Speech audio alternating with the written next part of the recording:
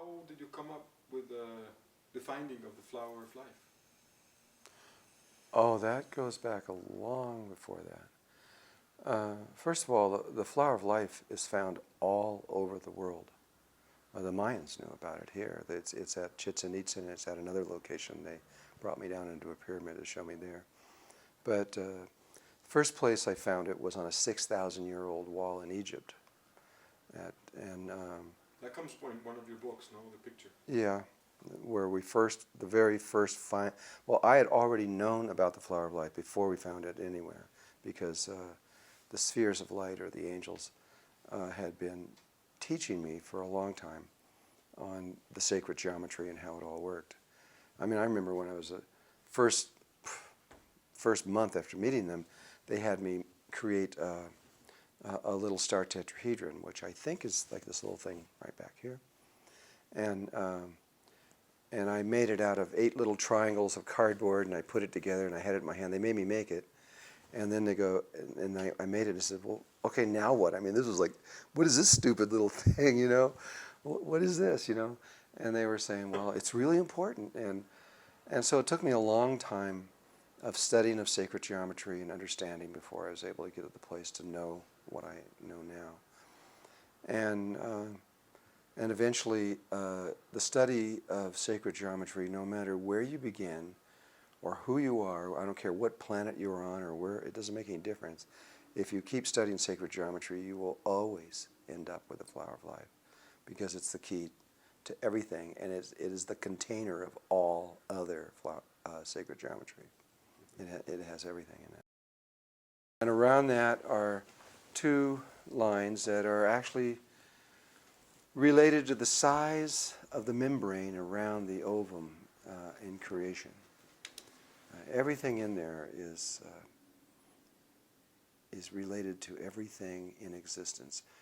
We've now checked it with tens of thousands of different things, and what we found is that there is nothing in creation, in the universe, that is not directly constructed through the proportions and the shapes and forms of sacred geometry.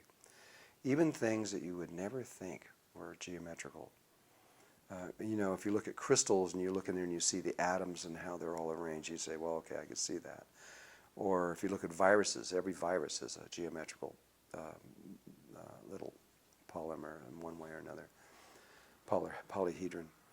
And there are, some things are obvious, some things are not obvious. You look at plants and they don't look very obvious.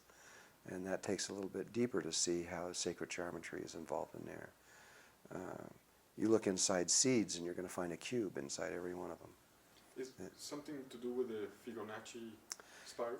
Fibonacci is intimately related to how organic chemistry is unfolded, because the key that is behind everything in the universe is the golden mean, the ratio of 1.61803339, and it goes on forever. And that ratio is something that is crucial to life. Life intuitively knows this, but because it is an infinite, it's not a whole number. It's irrational. There's no place where it ever ends. Life can't work with things like that.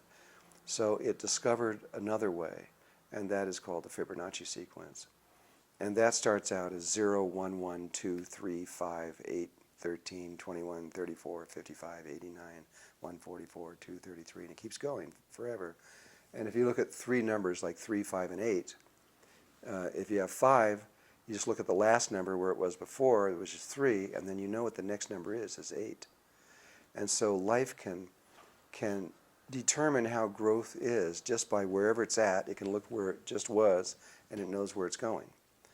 But the reason it's important is because if you divide 3 into 5, you will get a number very close to 1.618. But if you divide 5 into 8, it gets closer. 8 into 13, it gets closer. 13 into 21, it gets closer. And so by using that particular sequence, life continues to move closer and closer and closer to this golden mean ratio. You mean like closer to the result?